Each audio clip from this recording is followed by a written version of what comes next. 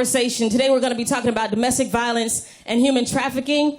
It's a conversation with a special guest here this afternoon. Of course, all of you are special, but we have one special young lady who is here to talk about her and the things that she's gone through. Miss Andrea Kelly, shaken but not broken. Welcome. Thank you for being here. Thank you for having me. You know, it's also my birthday. Yes. And I could not have thought of a better way to spend my birthday except with my baby hair and girl power. We did. That's what I'm talking about. Yes. And we surprised her with a little cake and everything. Yes. So, again, happy birthday to you. But today we want to talk about domestic violence, human trafficking. We have an amazing list of panelists here who are going to give us their expertise on both of these topics today. We also have some stats that are crazy. We have so much happening in our backyards, and Cox Media felt that it was very important to bring this to light, so we stopped the music so that our radio audience can listen in. We have a room full of amazing guests. Woo! Give it up for yourselves. I want to thank our sponsors for making this all happen today. Aetna, they gave you guys these beautiful purple bags, so Aetna's one of our proud sponsors. Give it up for Aetna. Miss Velma Lawrence with the Embrace Girls Foundation, thank you so much for making it happen. My girl Super Cindy from 99 Jams is here. Hey, y'all. Jill Tracy from Hot Talk on Hot 105 is here. Woo-hoo. And I am Shelby Russian from Hot 105. All right, Cindy, let's talk about these amazing panelists that we have today. Yes, so let me introduce the panel. We've already introduced actress, choreographer, dancer extraordinaire, and a survivor advocate, Miss Andrea Kelly. Oh, no, she didn't.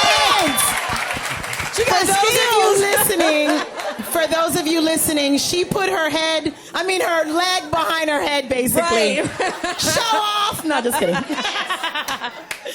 Also on the panel, we have former police chief of Ferguson, Missouri, and City of Miami Police pioneer, Mr. Delrish Moss. Yes. Welcome. Also, we have from the we have a domestic violence expert, Miss Attorney Christina Mills from the State Attorney's Office. Also from the State Attorney's Office, she's a human trafficking expert, attorney from the State Attorney's Office, Attorney Maribeli Hernandez. We have a human trafficking survivor, Miss Shanika Ampa. She's from Glow Inc., which is Guiding Light Outreach. And also, last but definitely not least, representing Aetna Behavioral Health Department is Dr. Gabby Cora. Dr. Gabby, welcome. So today, again, we felt it was very important that we stop the music to have a serious conversation about domestic violence and human trafficking. It's happening in our backyards more than we know. And today we hope to bring awareness, get someone out of a situation that they may be in, that they don't want to be in. We're here to try to give as much support as we can to anyone in the room that may need it. We want to give you resources to free yourselves or someone you may know. So we're going to ask that you just take it all in and enjoy the conversation. Again, back to our special guest, Miss Andrea Kelly. Again, thank you so much for being here. Thank you. Thank you for having me. Yes, we're excited to have you here. And we just want to know your story, because you've been going around, you've been on a circuit, you've been talking to different radio stations, doing interviews. And, we want to hear that here in Miami. We want to know exactly what Andrea has gone through. Now, before you start, we want to say that it has been put out there that your alleged abuser is denying it. So we got to say that, okay? So we just want to put that out there, but we still want to hear your story and what happened to Andrea. Yeah, well, I am a survivor of domestic violence, and I went from victim to survivor to advocate, and there is a difference. Right. When you're in victim mode, you still don't even know what you're in. When you're in survivor mode, you have finally gotten out of it. We're in an advocacy mode. Now you're ready to help people get out of it and talk about it. Yes. And it took a very long time to get to this point out of fear. Right. And I have a tattoo right here that says fearless. Oh, wow. Yeah, that I got you. to remind myself that my journey is not my journey. I'm very clear about that. I made it out for somebody else to get out. Right, yes. And that's how I live my life. I also am very aware of my tree. I say that we're all trees, and we have our branch, our leaves, our fruit, and our root on all of our trees. I had to understand why I ate the fruit and I bared the fruit of my tree when I knew what was at the root of my tree. Right. The first time I ever saw a man be abusive was my grandfather, and he was a Baptist preacher, and that's the first time I ever saw a man beat a woman in my life. Wow. How old were you? I had to be about 6 or 7 years old. Okay. That was the seed that was planted in my garden that would then bear a tree that bears fruit of abuse. And I think when we all get to the root of our tree, if we've been in it, if we've grown up in it, if we've seen our aunts, a cousin, even an uncle, because it happens to men, and you find yourself in that situation, you have to figure out, why is this behavior familiar to me? Right. So when I did end up in an abusive relationship, everyone would always say, well, that was horrible. Why didn't you just leave? I didn't leave because it wasn't foreign. That's what I knew. Right. So if a man of the cloth is abusive, surely a man of the world is. Wow. So at a very young age, God, love, and pain were one to me. So pain from a man of the world, this isn't foreign. I'm like, oh, this is what happens. But the irony in it is, it wasn't what my grandfather did to my grandmother that changed me. It's what my grandmother didn't do that changed me. She got up the very next day and made that man breakfast like nothing ever happened. So at a young age, I was taught this is normal. You cover it up. You eat breakfast. And you move on. Right. And you live a happy life. And he was a pillar in the community. Fast forward, my ex is a pillar in the community. Right. So I'm living this terror, but I was taught at a young age, you do it as a lady of grace. You hold your head high, you cover your bruises, and you smile. Wow. And that's what I did. And one day I had a wake-up call, and I'm so happy to see the youth in the room, because it was actually my daughter who gave me the strength and the power to leave. Wow. It was a situation where it was verbal abuse. It was not physical.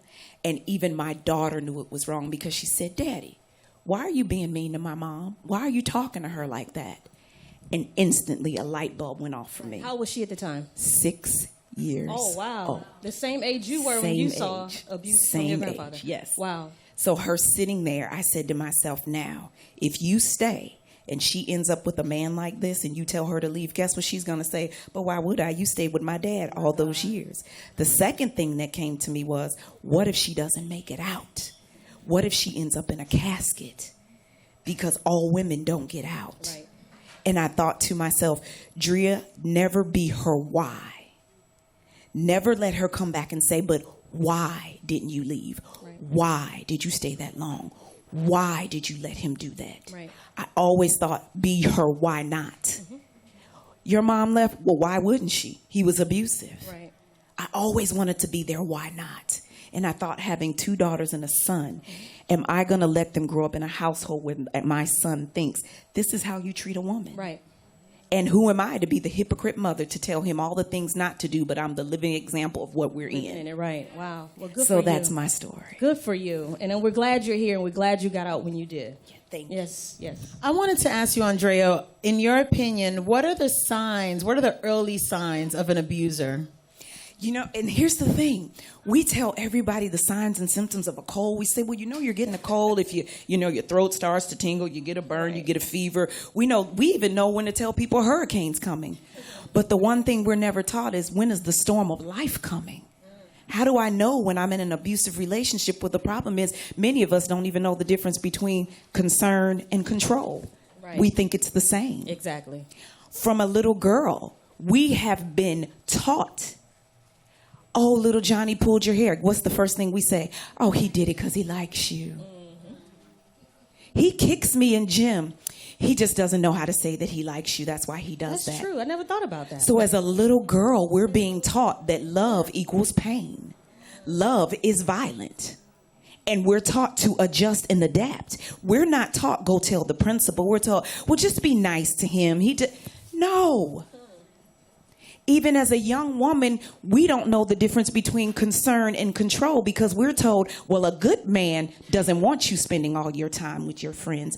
A good man doesn't want you showing everything. You should dress a certain way when you're a wife. So here comes a controlling man who says, you are not going to spend time with your friends. You will not wear this. You cannot have a job. How do I know the difference between the prince and the monster? Because I've been trained since a little girl to think they're the same. Right.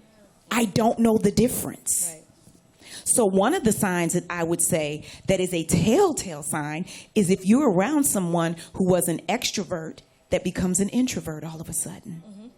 Telltale sign is it doesn't necessarily have to be bruises because people need to realize the physical is the aftermath of the emotional, the psychological, and even the financial abuse you've already been in. It could be something as simple as you don't even wear makeup anymore. Why don't you wear your hair the same? You don't have any of the same friends. Those are red flags, even for yourself. And it could be someone that you love that's in it. I would say also fear. When you're around someone that suddenly becomes very fearful of things. And even as a child, I would say for children that grow up in a household, pay attention to that. They're now very quiet. They're now very fearful. They're very withdrawn.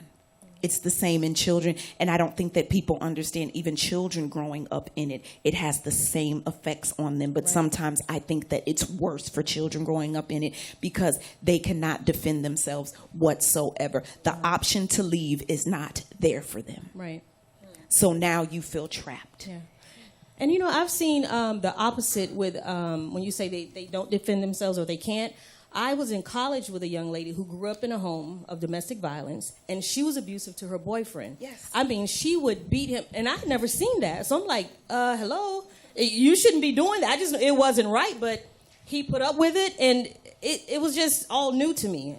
And she later said that, you know, she watched her dad abuse her mom, and she ended up being an abuser herself. Yeah, it's a learned behavior, right. Most definitely. But out of that, I have learned what comes is you're in a situation where you're out of control. You have no control. That now the one who was abused, who becomes abusive, I will be in control of everything.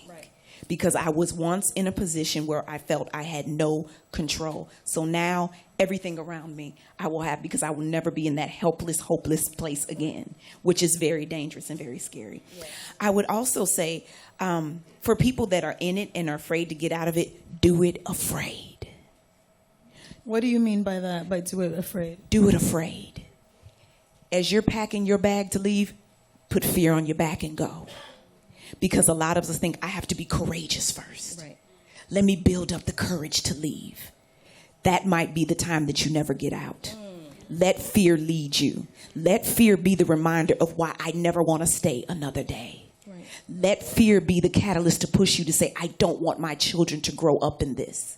Don't try to wait for the good day to leave. Mm-hmm. A lot of people think, you know, well, it's going to get better, and then I'm going to save up money, and I'm going to get a job, and I'm going to have a place to leave. No, sweetheart. Leave with what you have on your back, fear in your pocket, and running feet. Yeah, you may not see that day, yes. Because you may not ever see that day. Right. When I left Maybachs, mansions, drivers, and nannies. If I can leave that, you can leave Darnell with a bus pass, no job, and an Xbox. And Andrea Kelly said that, yes. Trust me, you can. It's very easy to leave somebody with a bus pass and an Xbox if you can leave a driver and a nanny. I love it. And I did it with $2,500 and a duffel bag. I left everything. Wow. Baby pictures, awards, clothes. It meant nothing to me. Because at the end of the day, it was my children and my life that is priceless. Exactly. Don't get caught up in things. Sometimes when you're prepared to leave, you're thinking of the things. Mm-hmm. Don't lose your life over things. Things are replaceable. Life is not. Exactly. Your spirit is not. Because who wants to live a life with a broken spirit? You're dying every day. So let me ask you this. I'm sorry, Cindy. Because your grandfather was an abuser, in your opinion, do you think an abuser can change his or her behavior? Did your grandfather change? How did that work as you got older? No, he was abusive to the grave. Oh, really? He was. Okay. Yes. And the day he passed away, like, my family called me. They're like, oh, Suge, that's what my family calls me. They're like, your grandfather passed. I was like, oh, okay. Next, huh? Wow. But when you told the story about after you left, you went and got a restraining order. Yes. And he was the one that took you. Actually how did took that me. happen? Like, how was he the one that took you to get the restraining order? I just remember being sick to my stomach because I thought, you are such a hypocrite. Wow. Here you are, the man that introduced abuse into Wow. my life. Now you're standing on the front lines, taking me down. We got to get your restraining order. It was actually him who went to the Chicago Sun-Times with my mother when they could not get in touch with me, did a whole interview about how they were concerned. And I'm thinking to myself, now the same hands you use on Sunday to cast out demons and baptize babies are the same ones you use to terrorize my grandmother Monday through Saturday. You are a demon from the pits of hell Monday through Saturday, but you are an archangel on Sundays? Right. I don't understand. Right. So it was very surreal for me to sit there across from a man who's telling me how to get a restraining order, but you're the same man that my grandmother needed one from. Wow. But it was something very empowering about that also. Mm-hmm. Because I said, I will never raise a man like you. Yes, you go. Hence your son. My son. You said you yes. didn't want to see that. That abuse. Yes. Yeah, good for you. How old is your son? He's 16. Oh, 16. Oh, he's at that age, dating. Yes. Okay. But he is no joke, though. Okay. He is no joke. Like, he tells me all the time, Mom, I'm a golden apple because you're a golden tree. Oh. I know, right? I'm like, Go, Mom. Yes. He's a gentleman's gentleman. Mm-hmm. Opens doors. He's the guy in the hallway if he sees a girl, the brainy girl that people always tease, and all of a sudden she's wearing the low-cut blouses. He actually went up to a girl in school and zipped her jacket, and he said, let people see your brain first, not your boobs. You're too smart for that. He's like, right, that exactly. dude. Exactly. He is really that dude. And exactly. I'm like, I tell him every day how amazing and wonderful he is, and just that he's going to be an amazing father, he's just an amazing human being. Right. So I'm happy I got out when I did, because that could have been very different. But good for you. Good for you. And again, you guys, you can clap it up. Just clap. I mean, give it up. Yeah. This is a serious conversation. Again, it's Hot 105, 99 Jams. We have stopped the music to have a very intimate discussion with Andrea Kelly. Again, we have an amazing list of guest panelists here. We're going to talk to these people in just a few minutes, because I'm quite sure they have some insight to a lot of what Andrea has said thus far. And we definitely want to get your opinions and your thoughts on a lot of what she has expressed sitting up here so far since we've been talking. And I know she has so much more to say, And one of the things I wanted to touch on right quick, like we talk about abuse, and most people, the first thing you think is physical. Now, you kind of mentioned it. There are various types of abuse, and I'm sure the panelists here can speak on that. I don't know, which one of you is the domestic violence pro? The lawyer, attorney. Who's got it? The attorney. Okay, that's Christina. No, Christina Mills. Mills. Okay, Yes. Christina Attorney Mills. Christina Yes. Mills. Yes. So there are numerous types of abuse. And domestic violence, we always categorize it, and we say that there is criminal abuse and there's non-criminal abuse. And domestic violence tends to start with the non-criminal, the emotional abuse, the psychological abuse, financial abuse. And so it'll start with things such as, definitely control, isolation, not wanting you to spend as much time or speak with your family as often, your parents, your siblings, just isolation, just your friends, and being jealous of the time that you spend with other people sometimes, because they just want you to themselves, and they want to ice you off from other people, other resources, other help, and things of that sort. It also starts with demeaning behavior sometimes. Mm-hmm. Really negating and lowering the victim's self-worth, making them feel like they need the abuser, that they're not worthy of love, and that nobody else will really accept them or really want to be with them. And it starts there, breaking down the victim emotionally before then the physical abuse will start, which can start with, hitting walls at first, or breaking phones, or taking your phone and things of that sort, taking your car keys so you can't go somewhere. And then it'll escalate to physical violence, punching, hitting, swinging things at you, strangling you, suffocation, all the way up to attempted murder and often homicide. So there are multiple levels to domestic violence. Yeah. You know, Andrea, you and I were having a conversation and you brought up the financial abuse part because after you left, everybody was like, oh, she good, she rich, she this. Right. Can you speak a little bit about that financial abuse? Because even if it's not at the bracket where, you know, you were at, us living normal everyday lives, that's at our bracket of price point, you know what I mean? That the man can be, or the partner, I should say, can be the financial controller. Speak a little bit about that, please. Yes, well, actually, I'm in the midst of it right now. I have another court case coming up. From the day that I spoke up, he stopped paying child support. Oh, wow. How long has that been? That has been since June. He has not paid a penny since June. Okay. But thank God, you know, he don't like ugly. No, he doesn't. He ain't too keen on pretty either. So, And he you know. not. Yes, but the financial abuse, it's to put a strain on you because, again, at the end of the day, when I leave, where am I going? I don't have money to get an apartment. First of all, I would need a truck if I am able to take anything with me. And if I find an apartment, where am I getting my last security deposit? Where am I getting money if I have to put up the deposit to get my lights, heat, turned utilities? Then I need groceries. So they know in order to cripple you, you're going to come back, and especially mothers, because typically what are you going to do? I will take on the abuse, the pain, the strain to make sure my children have a roof over their head. Right. At least they can eat. At least they can sleep in a bed and not on a floor. And the abuser is very smart in what they do because they know if you take your children, you have nowhere to go and you're living in a car. Now I go to court, say you're an unfit mother. I take your children from you. I have now forced you back into the home. Wow. So people don't realize the power that financial abuse really does hold.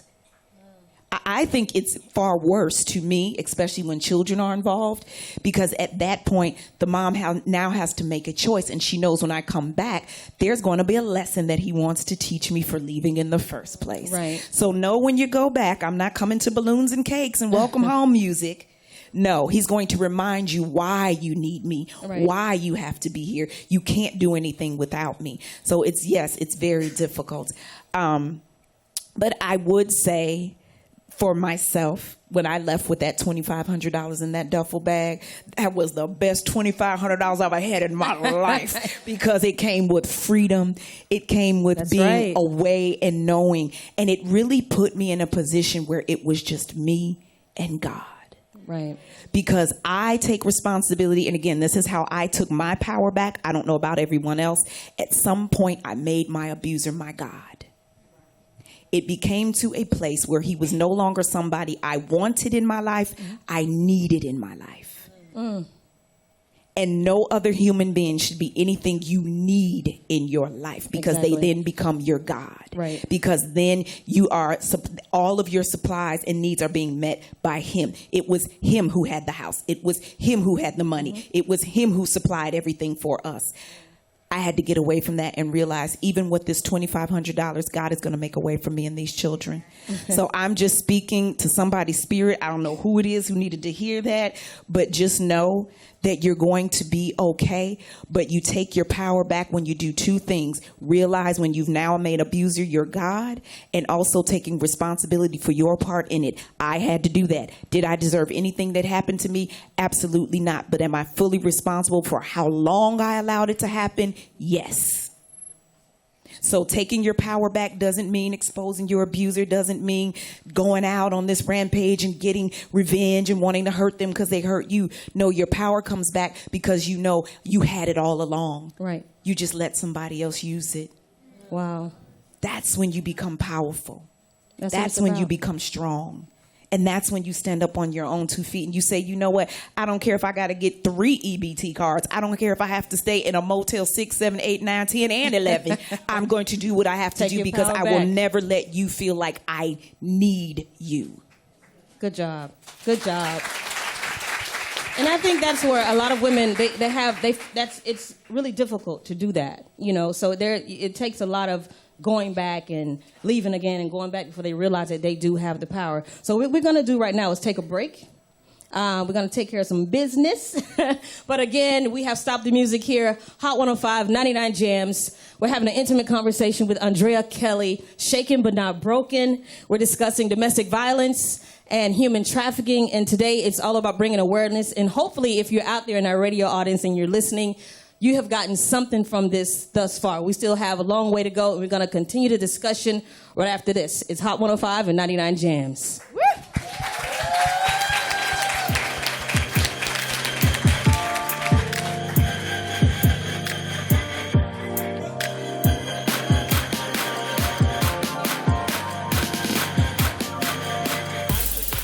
99 Jams in Hot 105. It's your girl, Super Cindy, along with my sister, Shelby Russian.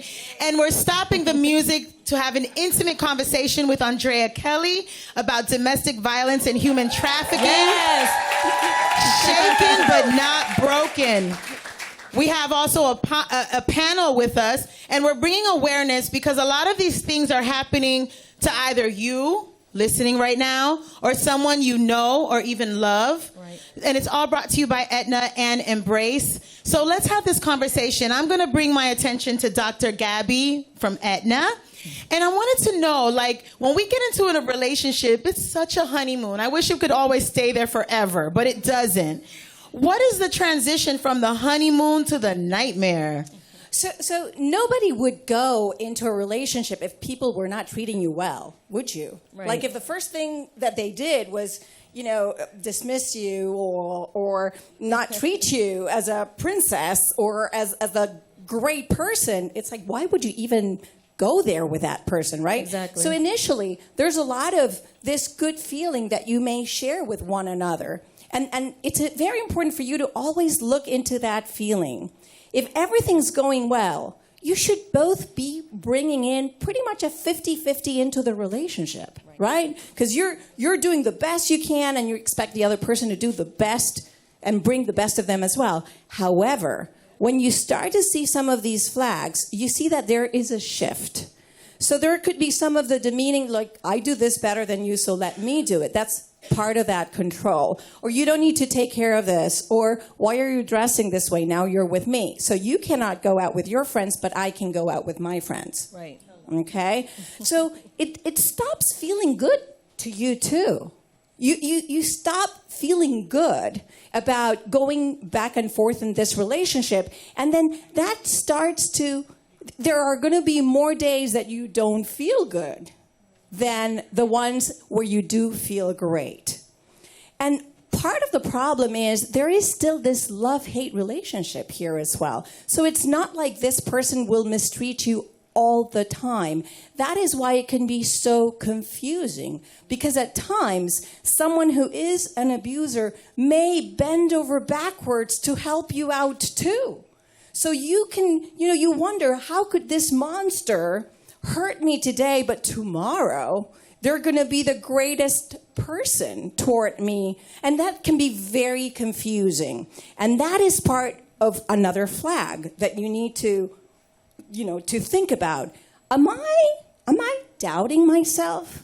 Am I seeing all these flags and just dismissing them because by the end of the day, I love them so much, but they're not treating me as if they love me as much as I do love them as well. So there's an issue about, try to look at the times in which you feel mostly good about the relationship. Yes, there are times in which in a normal relationship you have arguments or you have discussions, but you're always respectful of one another. And you always praise and love and, speak up about, you really look up to that person as well. But start looking at those shifts. When you stop feeling good about being with this person all the time, and when you start doubting your own thinking, and you start thinking that you can't make those decisions for yourself and that you need to let someone else take over. So those are some of the early flags that I think are very important to address. In the beginning,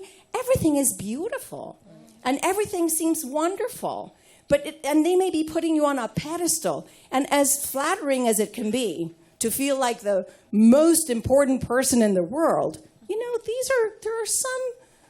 may be some flags there. Well, are they doing this consistently? Or now they're they're changing into a Dr. Jekyll and Hyde kind of thing, where they're very nice, maybe toward the outside and with their friends at times, but then indoors they become a monster.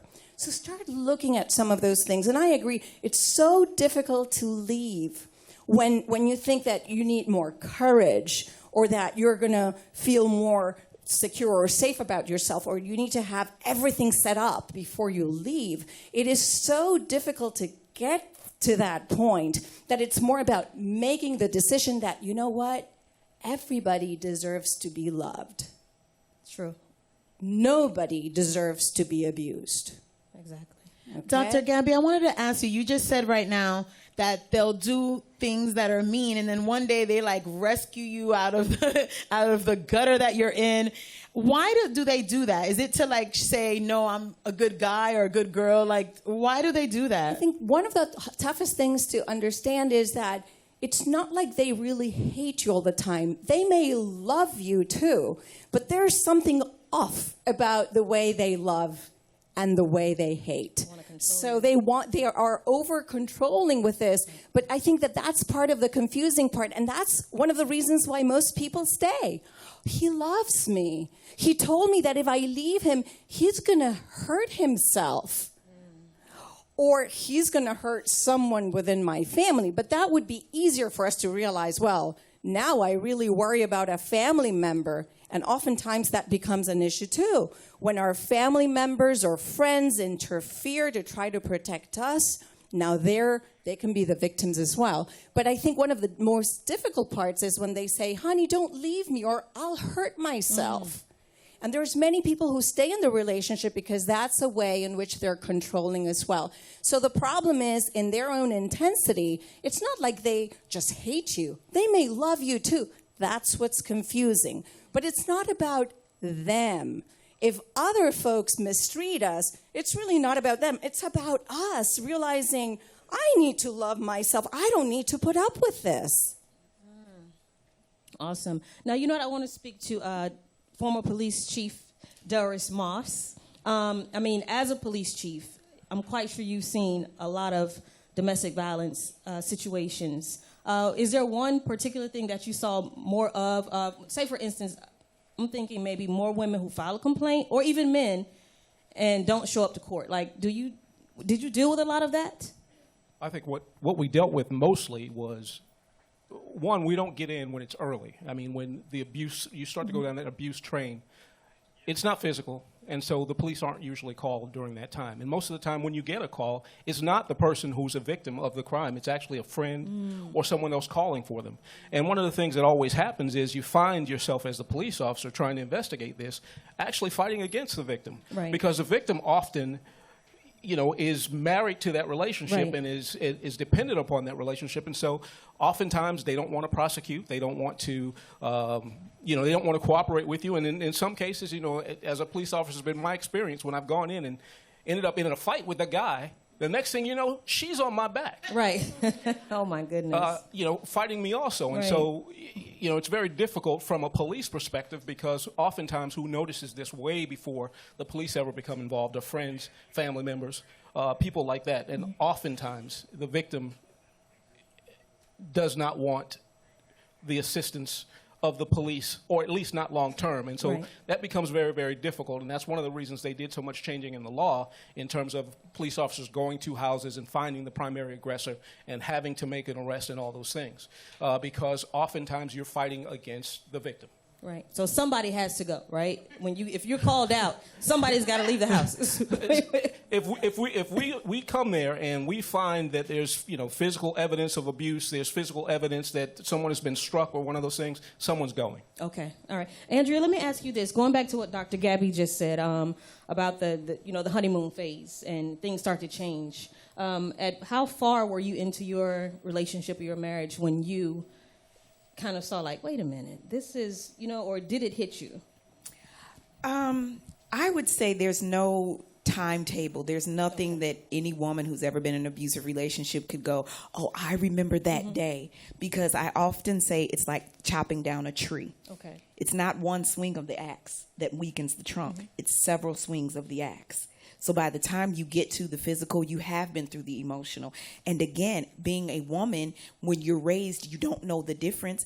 I don't know that you're being controlling, because I've been taught that That's what a good woman does. That's what a good wife does. You don't hang out with your friends all the time. You know, you want to be respectful of the man that you're with. So I am going to change the way I'm dressing.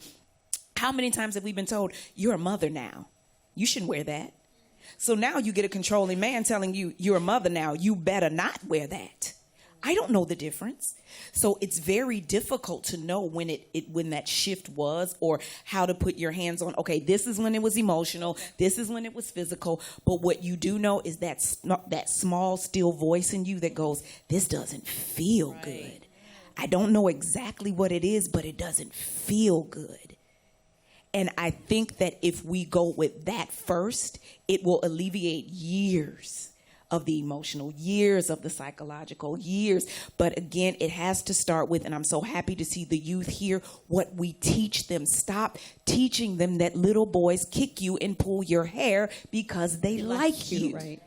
Because we're already teaching them that love is pain. Yeah. So we're telling them to discount that feeling that goes, little Johnny isn't nice and he's mean and he's not getting anything for Christmas because he kicks me. And we go, no. Okay, yeah. So as a woman, we disregard, we dismiss those feelings because we go, it's that time of the month, I'm just being emotional. Right. Okay, you know what? He really is. He pays all the bills I don't want for anything. So now you start to believe that you're actually being selfish by counting on your own feelings. Right. And to go back to what you were saying, I believe the statistics are about 70% of women do recant. When they call the police, when you go to get a restraining order, you say, it's okay, I don't want it. Right. I would want people to understand the number one reason why. If he beats me and abuses me when I do something right, you can only imagine what he's going to do when I've done something wrong that goes against him. So it's not necessarily that I'm fighting authorities. It's not necessarily that I don't want the help, but I know the hell I go through on a good day. So imagine what that's going to be when that restraining order is over and I have to go live in a house with him. Now I'm being beat because you went against me. Right. It's because of you I had to spend a night in jail. Never mind, no, you went to jail because you're abusive. Now I'm paying physically for defending myself. Right. So you find yourself in this situation where you feel like, even if I go to the authorities and get help, I have yet, and I had one. You did not give me a bulletproof restraining order. Right. There is not a bulletproof one. There's not one that's stab resistant. This restraining order does nothing when you have your brother harass me, because now you also deal with in abusive relationships, the family coming in. How could you call the police on my son? So now I have to fight an entire family that's helping to facilitate, keep him sick. But if you look at the root of their tree, he probably grew up in a house where abuse was normal. Right. So it is a domino effect that I think people don't truly understand, that no one comes into this world and just says, out of the womb, you know what, I want to be a doctor and abusive. Right. It was something that was put in them. It is something in their tree. And I would like to say thank you. If you never heard it, thank you for putting your life on the line and walking into those volatile situations. Thank you. Because you don't know the mindset of that person when you get there, what you're walking into, your friends, family, loved ones. For a woman who was scared to call, I wish there was a U2 call, but I was too afraid to do it. But if you would have came to the door, I would have been like, wait, she getting her bags. You not leaving without her. Yes. Well, listen, we got Chief Delrish Moss. You know, he went to Ferguson when it really wasn't a good time, but he took on that task. And from my understanding, you did well. So again, congratulations. But he had to come back to Miami. He couldn't stay away. So he's back at home, you know, living the life in Miami. But again, thank you for all that you've done and that you continue to do. No, thank you. And when I woke up this morning and they told me it was 1 degrees in Ferguson today. Oh, my goodness. I was glad I was back. Wow, yeah, glad to be back, right? You know, Andrea, I wanted to ask a question because you said a minute ago about the family part and this and that. How responsible, and I also want to go to Delrish and you, Christina, how much responsibility do you give to the enablers, like the family, the best friend who knows what's going on, doesn't say nothing for years? Like, how much of a responsibility, and also, doctor, I want you to touch on that as well. How responsible do you think how much responsibility do you give to those people? This is going to sound odd, and I might not be your favorite after I say this. No, like I want your None. thoughts. Our well-being is our responsibility. Right. Caring for yourself is your responsibility. Loving you is your responsibility. At the end of the day, like I said, do I deserve anything I went through? Absolutely not. Am I responsible for how long I allowed it to happen? Absolutely. That's why I say take fear with you. You'd be a fool to believe if someone who's abusive, who grew up in an abusive home, is going to come and be your savior. Because that makes them responsible for what they've put in that person. They now have to do the work on themselves. They have to take responsibility for the pain they've put into the world. They're not going to do that. You can't expect a sick person to make you well. You Makes cannot. sense to me. That's right. Repeat that. Rewind. Yes. Back it up. You cannot expect a sick person to make you well. So to think that his friends, family, that means you're just as sick as he is if you can sit back and watch it and say nothing about it. So I can't expect you to help me. I have to save me at the end of the day. And I think also clarity. You have to be clear of what you're in order to know what you're getting out of. The abuse is not what you have to be clear about. It's how I got there is what I have to be clear about. That's what allows me not to end up in another abusive relationship. Because what you're going to do when you don't have clarity and walk out of that door, you're going to go to the same man but in a different body. Wow. So once you have that, now I'm fully equipped to save myself in any situation. And that is the hard part, because when you're in the fog, like you said, and it doesn't feel right, and you're kind of not sure because you're like, but they love me, but then it's that weird love, and it's painful. But then we have these romance movies that we like to show people about. They fight and you cheat, and then afterwards he brings you flowers and everything's okay. So now I'm in an abusive relationship and we fight and we cheat and he brings me flowers and everything is okay. Confusing. That's why I say you have to have your own clarity. Right. A, how you got there, and B, how not to be there again.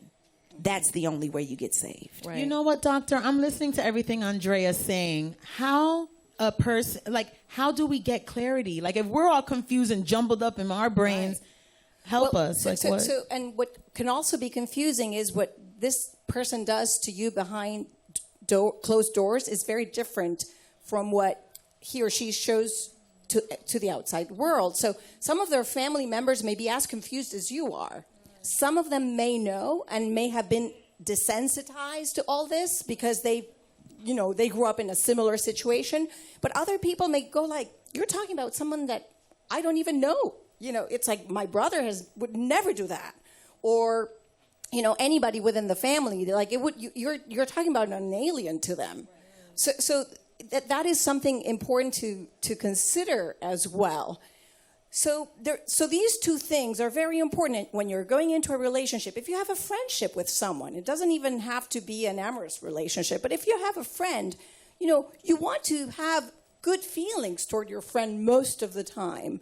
And you want to feel good about the way you think, because a good friend will make you feel good and will make you think that you're smart too, right? You would not be with a friend who demeans you or who makes you feel dumb or stupid all the time, right? And you would not be with a friend who calls you stupid either, right? So this is pretty similar. So that fog is both within the way you feel. You start not feeling good about being with this person, and you start doubting that you're smart.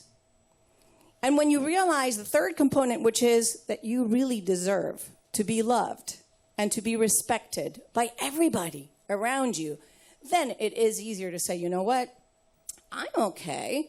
It's like I know in my heart that this person is not loving me as I deserve to be loved. And they're not thinking that I'm smart. They're actually making me feel stupid all the time.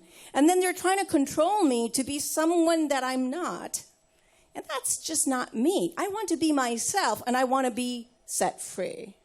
So there's different ways in which you could get to that, but always trust yourself, because that's the way we all try to, understand and learn about life and everything. But it's like trust yourself.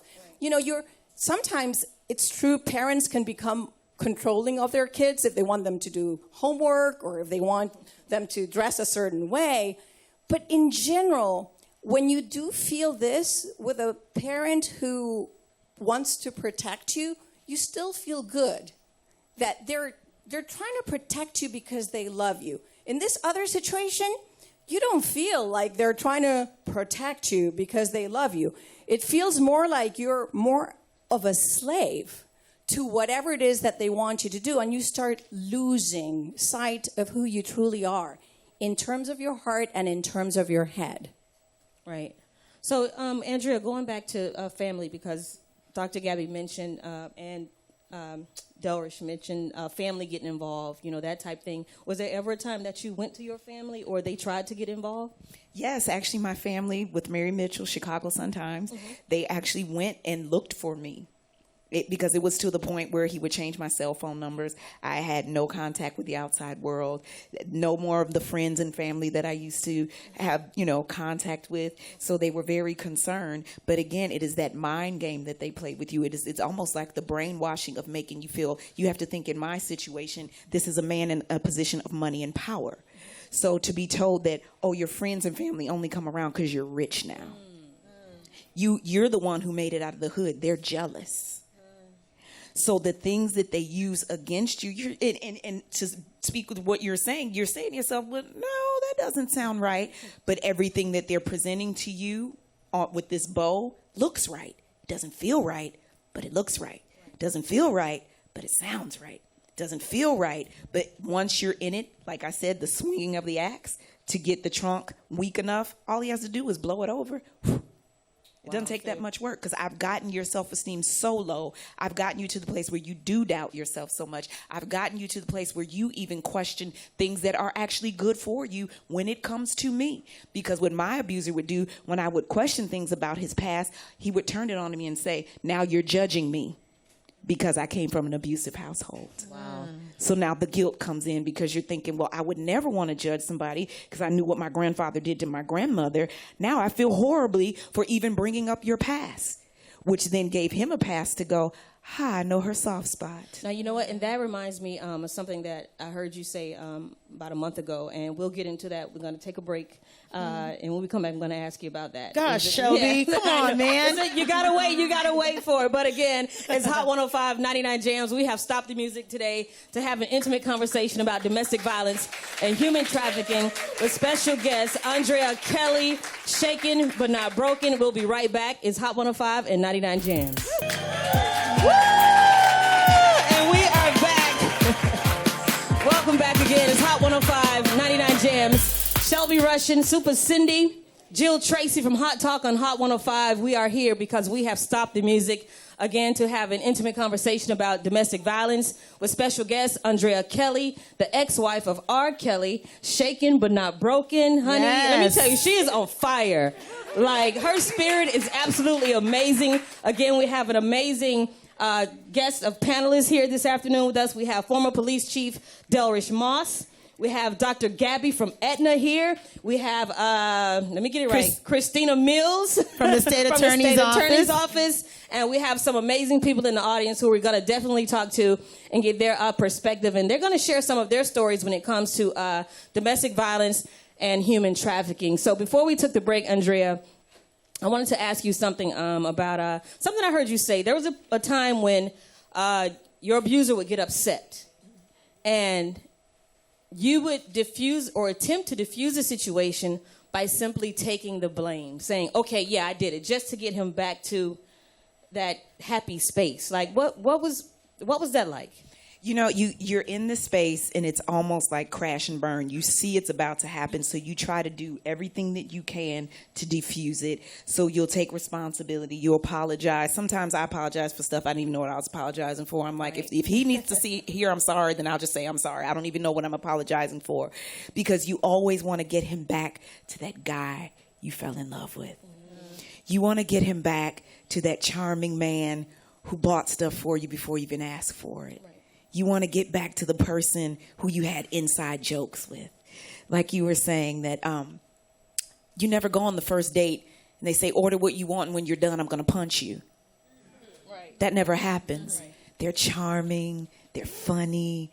They ask you about your hopes, your wants, your dreams. They even ask you, oddly enough, about what you're lacking in life.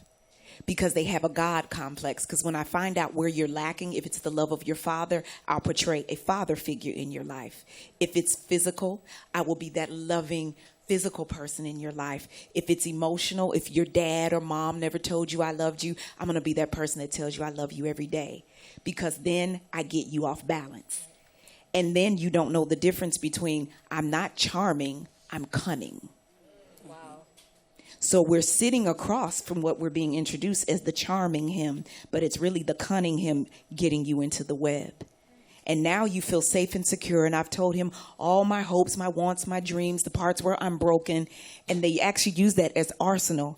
That's what he loads his gun to shoot you with. Oh, she didn't have a daddy. So now I'm going to present myself as that loving, controlling man who's looking out for you like a daddy would. Okay.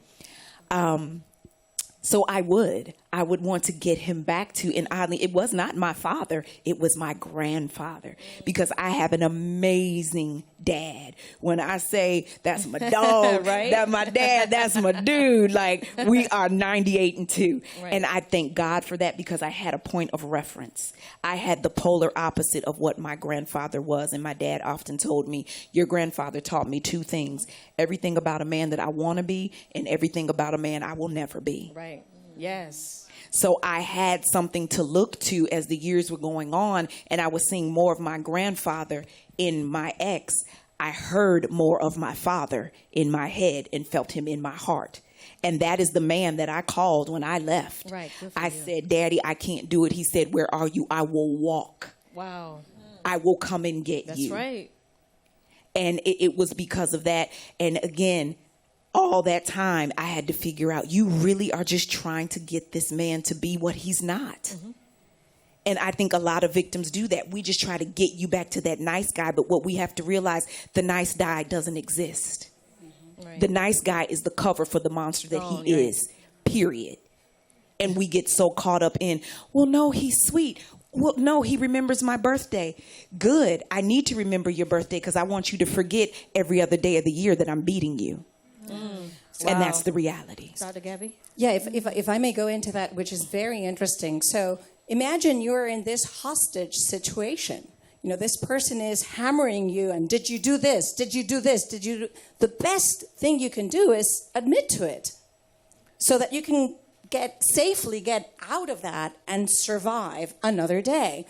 That's what you would do in any hostage situation. You're not going to go into a conflict. You're going to, when you see that the other person is accusing you of doing something that's so wacky, so out of it, you know, you're like, oh, sure, honey, I did that, so that you can get out of that situation. Now, there's always a cost to that, because you could do it one time, you can do it 2 times, then it starts escalating, and that's when you start doubting yourself, feeling, you know, not good about yourself, and that's where you can have some anxiety going on and not feel good altogether. That's where some depression can come in. And those are the things you end up fighting against when you finally decide, I'm not going to be hostage to this situation anymore. And that's where you got the fear that drove you out of that situation as you realized, this is just escalating. Yeah. And there's going to be a point in which I'm not going to convince the other person that, you know, that I did that, because they know that I'm just trying to do this to get away with it this time. And it's funny you say that, because it did get to a situation where it used to be I would say I'm sorry so much. He would go, you're not sorry, you're just saying it. Then when I wouldn't say I'm sorry, oh, you don't care. So now I got beat for not saying I'm sorry. So it does. It escalates to a point where there's no more diffusing it.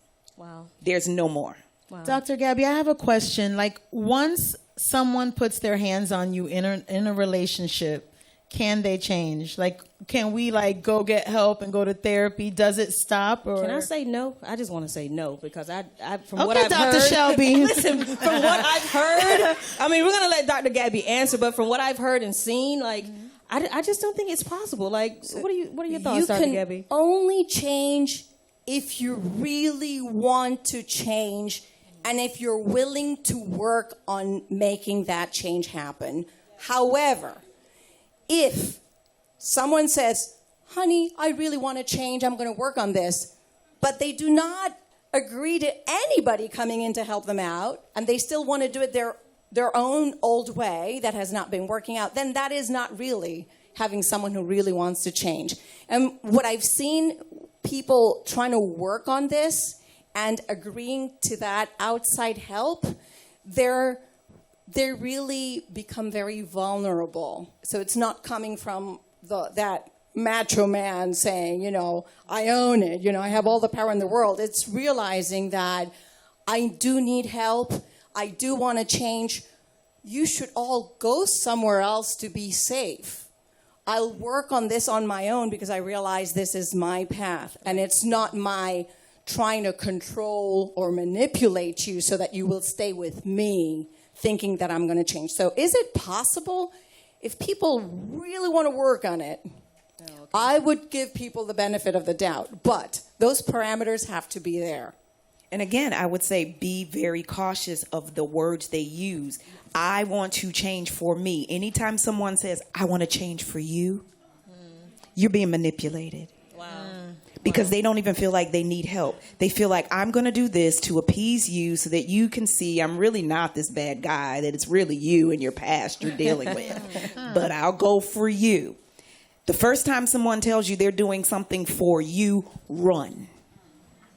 You're being manipulated. When they say, I want to change, I want to remove myself from this marriage relationship situation because I need to work on me so I can be a better version of me to be better to you, they're doing it for the right reasons. But anytime it's being put on your head, your lap, your spirit, that they're doing all of this because they just want to be better to make you happy so you'll get up in the morning and smile, it's not for the right reasons, and you're going to end up in the same place. Wow. You want to say something, Delroy? Yeah, I think one of the things that's important to remember is that by the time it gets to a point where he or she strikes you, a whole lot of things have happened long before that. And so if that person is telling you now, I struck you and now I want to change, I think one of the things that's important about this conversation is we have to start to remember that there are a lot of symptoms, a lot of signs that come along way before it gets to that point. And so we need to be really focused on those things, because you don't want to get to the point where he starts to strike you. Because, I'm going to apologize to you Sunday night, but Monday morning I'm upside your head again. Right. Well, I call it the not that bad syndrome. Right. A lot of us have the not that bad syndrome. It starts right here. Well, he has a bad temper, but it's not that bad. Well, he has a bad temper. He grabbed my arm, but he's never slapped me. I mean, it's not that bad. Well, he slapped me, but he's never punched me in my face. I mean, it's not that bad. Well, he punched me, but he never hits my kids. It's not that bad. Well, okay, he's abusing my kids, but he's never threatened to kill us or anything. It's not that bad. Oh, now he has threatened to kill somebody, but he really hasn't done it. He just says that when he's angry, it's not that bad. Let's stop with the it's not that bad till we're at a funeral, slow singing and flower bringing. Now it's that bad. No, it was that bad the first time somebody made you feel that you can't trust your own thoughts. Yes. It was that bad the first time you felt inferior. It was that bad the first time he controlled what you wore. It was that bad the first time he told you what you were going to do and didn't ask you. That's when it was that bad. Not the funeral. You can clap. Andrea is preaching. Before we go to Christina, I just want to say to our radio listening audience, if you look at your dash in your car, if you're in your car and you're in a situation, we have some numbers that are popping up on your display that you can get some help. We're sending you resources through the airwaves, through your car radio. So just pay attention. If you're listening and you're driving, you're in your car, and your car has that capability, just look at your dash, and there are some numbers that are popping up on your screen. And hopefully your abuser is not in the car, because he's going to tell you to turn it off. But if he's not, you look at it and you dial that number right now before you get to where you're going, okay? And also, if you're not in your car, just Google National Domestic Hotline, Domestic Violence Hotline, Yes. National Domestic Violence Hotline, National Domestic Violence Hotline. Yeah. No, that's no joke. That is really how I found out that I was in an abusive relationship because all that time before I went to the National Domestic Violence Awareness, their website, I took a questionnaire, and of the 17 things, Robert had already done 15 to me on that list. And up until that time, I did not think that I was in an abusive relationship because I had the that's not that bad mentality. I felt like he's never broken a bone, like he's never hit me in my face, like I can still go out in public. And it took the young lady on the other end asking me, how big are you? And I did not understand why she was asking me. She said, you're a small woman. How big is your abuser? I told her how big he was. She said, ma'am, let me tell you something. Everything doesn't have to be a scene out of what's love got to do with it. If he pushes you against the wall and bangs your head too hard and you think you have a headache and you go to sleep and you really have an aneurysm and bleed out in your brain and die in your sleep, everyone's going to say, oh, she died in her sleep and he loved her so much. That changed my life. So please, if you are listening and the numbers are coming up, call. It will save your life. It saved my life, and it was a simple questionnaire that took me from darkness to light to understand what I was in. And again, I will say you have to have clarity of what you're in order to know what you're getting out of. A lot of you listening to me over the airways right now, you think that you're just in a relationship where your boyfriend has bad days. No, sweetheart, it's abusive. Wow. And you can also go to our websites, WEDR.com and Hot105FM.com as well, and that information is there. Christina? Yeah, from the state attorney's office. She specializes in domestic violence cases. And you had something to say about what we were talking about previously about family members. Are they as guilty or associates of the abuser? Are they as guilty? Or you wanted to speak on that? So I wanted to say two things. First, when we were talking about the role and responsibility of family and friends, I do agree with Andrea a lot that it definitely starts with self-responsibility first.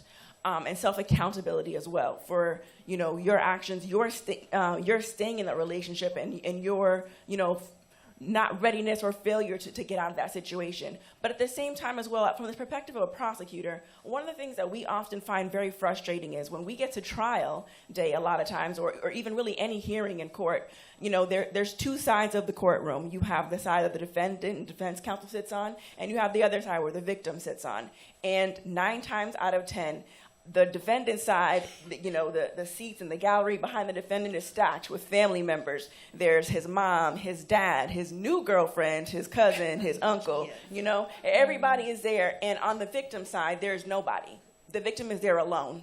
And that is frustrating, to the prosecutors because, the biggest thing that victims constantly complain about sometimes is the lack of support as their excuse for why they don't leave. I don't have anybody. I have nowhere to go. My family doesn't want to talk to me anymore. Sometimes the family doesn't want to talk to them or help them anymore because they're tired of telling them and pointing out to them the situation that they're in and the victim not wanting to take accountability and accept and, and admit I'm in an abusive relationship, But other times, the victim is too ashamed to tell their family what's going on, and they're embarrassed. And we've got to get past that point of embarrassment, and we've got to listen to the family and friends that are telling us, hello, you're in a dangerous situation. You need help. Let me help you, and really take advantage of that help. The other thing that I wanted to bring up was the last conversation that we were just having about Andrea was saying, what were you just saying? It happens. Try to figure out where that last conversation was. It's not that bad. It's not that bad syndrome, yeah. And what I wanted to say is we've been talking a lot about intimate partner violence, but remember that domestic violence is not just intimate partners. Right. Domestic violence is defined, the definition of domestic in the Florida statute is defined as any household member or family member that's related by blood. Okay, so there are a lot of times that we see in domestic violence court. In fact, in the Miami-Dade State Attorney's Office, we have 2 specific court calendars. One is the mental health calendar, and one is the drug court calendar, dedicated in there for our domestic violence abusers. Specifically that help the domestic violence abusers that have those particular issues. Not to say that all domestic violence abusers fall into one of those categories, because they don't, but many of them do, especially, and you find that more so not so much in the intimate partner, but in, mother, son, daughter, son, and all that, daughter, mother, and all that kind of stuff, those family relationships. And you find that it's important for those family members as well to really hold those defendants and those abusers accountable as well to progress, in their journey to becoming sober, or in their journey to really figuring out and diagnosing what their mental illness is and addressing that issue. It's not helpful to get a restraining order and constantly let that person come back into the house over and over because you feel bad that they have nowhere to stay when they're not going to their therapy, when they're not taking their medication. So you have to hold them accountable to that as well. And sometimes that means, taking the hard stance of, no, you cannot come back until you're on your meds. And you have to, assist in holding them accountable to that. And that's part of your self-accountability so that you don't continue to re-victimize yourself as well. Right. Thank you so much. And now we're going to move the topic a little bit to human trafficking. Discussing that, we have representing Glow Inc. Guiding Light Outreach. She is a human trafficking survivor, and she's with our sister Jill Tracy, Hot 105 Hot Talk, Miss Shanika Ampa. How are you, darling? I can project. There you go. So share with us a little bit about the work that you're doing. As a survivor, I'm a survivor leader. That means I survived human trafficking, and because this is Human Trafficking Awareness Month, I am grateful that we stopped the music so we can have this conversation. I'm honored that so many people will come out because my thing is about community, and I hear the panelists talking about what does not work and that we stand alone, but I want everybody in this room and everybody that's hearing to know that human trafficking is not an isolated incident. Right. And so when I talk about human trafficking, I want people to be in a place where they understand that my community is what failed me. And we're talking about the learned, the unlearned, and being able to relearn situations. So for the youth in the audience and the parents in the audience, we have to be able to unlearn some things that our grandparents did teach us, because our parents wasn't excellent parents. They probably brought us up, but they were not excellent. And so I want to talk about Miami-Dade County because that's where I survived human trafficking. I was victimized. I was a sexual abuse child, sexually abused at home at 9 years old. And so what happens when no one stands up for you? And I don't put the blame on my mom because she also was an abused child. And so when I talk about, when Ms. Kelly spoke about what happened when this becomes so familiar and we become so desensitized. So by the time that I was sexually abused at 9 years old, the community that taught me that little boy hitting me was okay, that was also the community that labeled me as the runaway kid. That was also the community that labeled me as the slut or the girl who was just out of control. And so I'm talking to the community when we have to take some responsibility on what's going on in our community, especially when it comes to our children. So here I was in the city of South Miami, the vulnerable child, victim because I was voiceless. And what my community looked like when it was failing me was all the little girls my age was being taught not to talk to me because I was pregnant at 14 years old. That was my community saying, she's too hot, don't hang out with her. And then all the young boys that was my age were taught that I was not dateable material. And all the older women in my community were the ones who were talking about me, not knowing that their boyfriends or their husbands were the ones who were sleeping with me, but I wore the name, I wore the labels, I wore the brands. Wow. But all the men in my community were saying that I'm easy, and they knew how to manipulate me. And so when we talk about the vulnerabilities, that was me. And when I talk about community and who failed me in my community and where the responsibility lies, I also talk about a police officer that saw a sex tape of me and rode up to me, because we have a culture, we have society, and when we talk about how we're going to fix things, we have to talk about when will we begin to change our community and what's acceptable in social media or in the subcultures of the male subcultures. And so I think as a male subculture, as a male, he was a police officer. He wore badges, and he was there to protect and serve me. But he rode up to me one day and said, I saw that tape. And he rode off with the lust in his eyes that he saw that tape. And so where was my trust? And where was my safe place? If the abuse was already at home, and if the police officer who was supposed to be there to protect me failed to do that, And the men that knew where I lived failed to do that. And when I hear about the abuser, human trafficking and domestic violence run so parallel. They look so much alike. The abuser also reminded me of my trafficker, who our community just labeled as the pimp. And for a while, the pimps were the ones who took care of our communities. They was also the drug dealers, right? And so when I talk about trafficking and human trafficking and what I want that to look like, I don't want you to think about what the movies told you. I want us to go back to our communities and think about the girl who's not going to make it home from the corner store because she's already been targeted. It's either you speak to the dope boy who's hollering at you, or you told you not all that anyways. And then the mom who couldn't afford to buy the kids clothes, so someone offered to buy those clothes, and he offered to buy those shoes. And so from a long time, what it seemed like, I'm sorry, you need me to I'm break? sorry, Shanika. Yeah, we're going to go to a break. We'll let you continue. Okay. Remember, y'all, it's your girl, Super Cindy, Shelby Russian. We're having an intimate conversation with Andrea Kelly and an amazing panel about domestic violence and human trafficking on 99 Jams and Hot 105, Shaken But Not Broken. We'll continue this in a moment.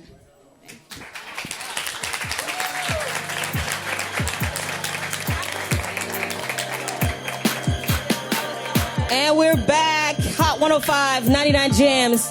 Today we have stopped the music to have an intimate conversation. Clap it up. Yes. Yes, it's well worth it. Clap it up. We're having an intimate conversation about domestic violence and human trafficking. We're speaking with our special guest here, Andrea Kelly, the ex-wife of R. Kelly, and she has given us her story. And we have some amazing panelists here this afternoon who are giving their expertise on domestic violence and human trafficking. Again, we want to thank our sponsors, Aetna, Embrace Girls Foundation, for making this all happen. It was definitely a conversation that Cox Media felt needed to be had, and we appreciate you for pulling it off and coming to us and let's getting this done. You know, you're an amazing woman. All right, before we took the break, Jill Tracy was speaking, or had a young lady over near her.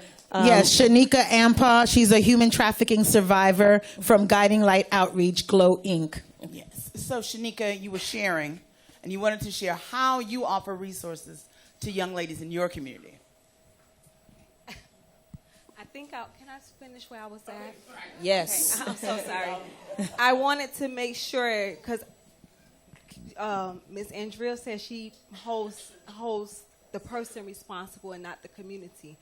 When you're a child, and I'm speaking to the children, and my abuse went from 11 years old to 18 years old, walking Southwest 8th Street and Biscayne Boulevard, I hold the whole community responsible.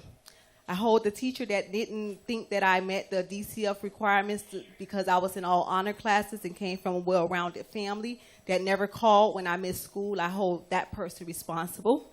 I hold everybody responsible. So what I want to talk about is the community and what it's like when you're coming out of the life and when you're afraid. And Ms. Andrea, she spoke about that, like running and letting fear get you out. So that's how I got out of the life.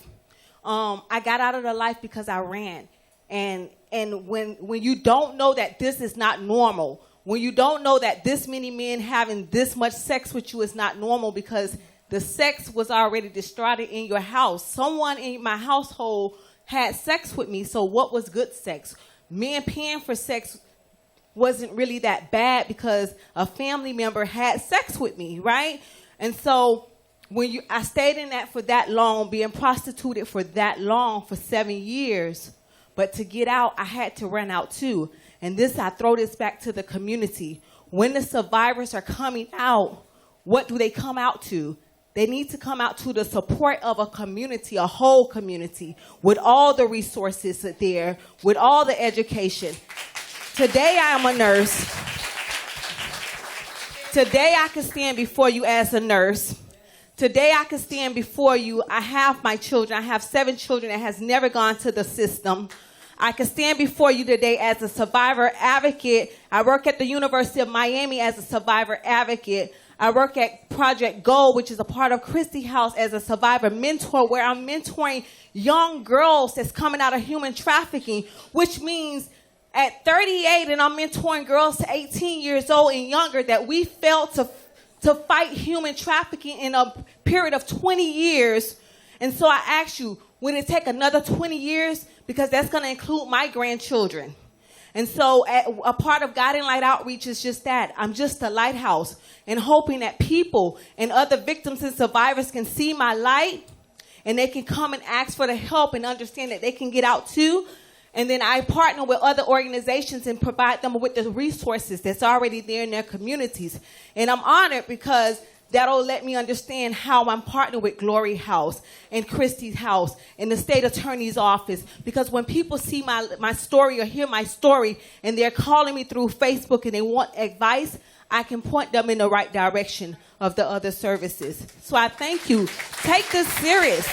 Yes. Thank you so much.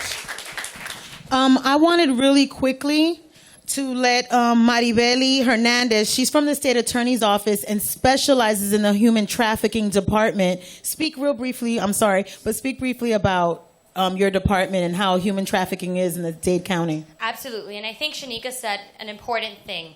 And just as Andrea, victims, survivors, and advocates. And there's so many advocates trying to help every single day because human trafficking is in our community. In 2012, we started with just a couple of cases. And not because it wasn't in the community, but it was not recognized. Now at the state attorney's office, we've helped over 600 victims.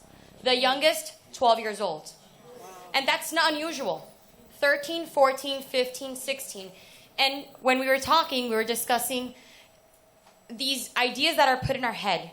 These thoughts that we are believed to believe about ourselves and about how the people perceive us. And when we train and we talk about young students, we call that trauma bonding because that's what it is. It's trauma created in a person's head that you need them. A young girl whose family doesn't want to give them a cell phone, here you go. You want to get your nails done? Here you go. And grooming our young girls and boys in the community. 40% of our human trafficking victims in Miami-Dade County, the #1 capital in Florida. Florida #3 in the United States, 40% are minors. And sometimes we think, well, that must be, not my community, not my school. But it is. There is no discrimination for human trafficking.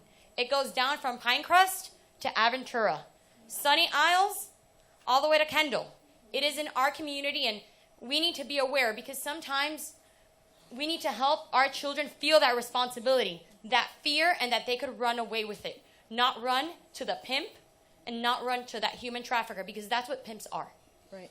And so, they're saying, you could see it there. If there's a phone number, we have a hotline, 305-350-5567.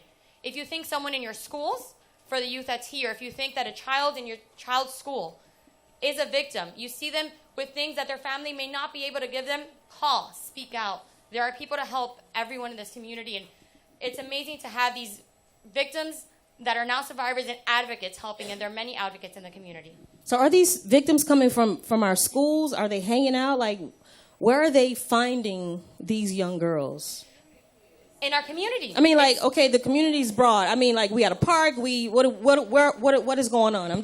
We have seen cases where girls are in a bus stop, okay, waiting for their bus to go to school, and nail salons, just enticing them, letting them know of things that they could give them, power they could give them, and maybe their family's unable to, and kind of create that power in them. Right. Financially helping them, online, Instagram. It's very important for parents to be parents in times. Get on those phones. See who's following your children. So many communication is happening, and you say, well, my child goes to school. I pick them up, and they come home. And they're home all day. Right. And then all of a sudden, we're seeing those alerts, Amber Alerts. Young ladies being taken, young men being taken. And where did it happen? You see these things happen through online. So it's anywhere, and it's everywhere. And so it's just being vigilant about what's happening. Right. If I may, these are predators. Right. They're on the lookout, and they know what to look for. Someone who may be alone, someone who, they may have seen them in a conversation. So it's very important for the community to be aware of this and to really look into what is not normal. Right, exactly. I think, too, the community has to be aware of what they call help. We've all been at the barbecue that you have that one uncle that everybody says, well, stay away from Uncle Johnny. That's not protecting or helping me. Don't invite Uncle Johnny to the barbecue. Exactly. That's protecting and helping me. Exactly. That part. Yes, don't tell little girls, oh, don't wear those shorts because a man might want to come talk to you. No, don't talk about my shorts. Talk about his eyes and why he's looking at me. That's protecting. And to go back, in no way, and I hope that I didn't confuse anyone, I was not saying that the community is not responsible. What I was saying is that you're responsible for your own healing and well-being. Right. That has to be first. But yes, there's an African proverb that says it takes a village to raise a child, but I believe it takes a village to protect a mother to raise a child. Because if we don't take care of the mother, who's taking care of the child? Woo. Yes. I like that. So all of us, yes, collectively, please don't get me wrong. And I will say again, in no way did I want anyone to think that I feel that the community, teachers, pastors, again, my grandfather was a Baptist preacher. Here you are telling people about going to hell, but you're creating hell in your own home. Okay, so yes, do I feel that the community is responsible? Yes, teachers. I don't care if it's someone at your local grocery store. At the end of the day, you know, I got to meet Trayvon Martin's mother, Sabrina, and I told her, because I'm a mother, I truly believe a mother to one is a mother to all. Once I've had a child and I know what that is to protect and love and care and defend for, I'm going to do it for yours like it's mine. Because I would hope if I'm in a position where I can't protect my child, that you see that my child needs a ride to school. Don't ask me about gas money. Hey, just get my kid home and I make sure I make you some cookies. What happened to the community that was like, dude, why are you on our block? We don't even know you. We've never even seen your car around here. But unfortunately, we are in such a selfish time period that if it doesn't happen at home, it doesn't concern me. Right. And until we take on that, a mother of one, a mother of all, a father of one, a father of all, we're going to continue to fail our youth. They are a generation with no foundation because we didn't set it for them. Well said. Well said. Thank you. Because we just have to get more people to actually buy into that. Yes. You know. Delrish? Yeah, and I think one of the things that we have to stress more is the online thing, because we all think of things happening in other communities, not necessarily my own. But these people come into your home through the internet, talking to your children, and half of us don't know what our children are doing online anyway. And who they're talking to and who's making them feel better about themselves than we're making them feel. So we really have to be diligent as parents to make sure that we're looking at what our kids are seeing, that we know who our kids are talking to, that we know who their friends are. And if they're bringing home things that they didn't have, that you didn't give them, how did he get that in the house? How did she get that in the house? Right. We really have to be responsible for our own. And ask questions. Going back to online, I just did a news story about a week ago. There was a young man who was having conversations with children through the game Fortnite. And I'm quite sure a lot of us in here are familiar with that game. And my son is one who plays it. So even something so innocent and so little, you have predators. I mean, if predators seek any opportunity. So where else to find kids? Fortnite. So even with that, again, as parents, we need to be more vigilant and be aware of what our children are doing and who they're speaking to. And we need to make it very clear that when they're approaching our kids online, they're not coming through online like the goblin, the scary person. They're like the homeboy, homegirl, nice person. They're not being mean to them. And like Delrish said, making them feel better than you as a parent are making them feel. Right. So, yeah. Do we have anyone had any questions from our audience? You do. Hold on, we're going to give you that mic. We're going to get you that mic, or let me walk mine over there. There you go. You got it? Okay. Allison Hertogs. How are you? Welcome. Good, thank you. Yes, my name's Allison Hertog. I am an attorney for children who have been abused in school often, and I'd like to talk to the children in the audience. A number of you have addressed how important it is that there are children here. And I just want to say, if somebody, even if that be another student at your school, okay, is touching you in a way that is not appropriate, and I don't care how old you are, whether you're 6, 7, 8, 9, 15, 16, 17, you can report that. You can call 1-800-656-HOPE, HOPE.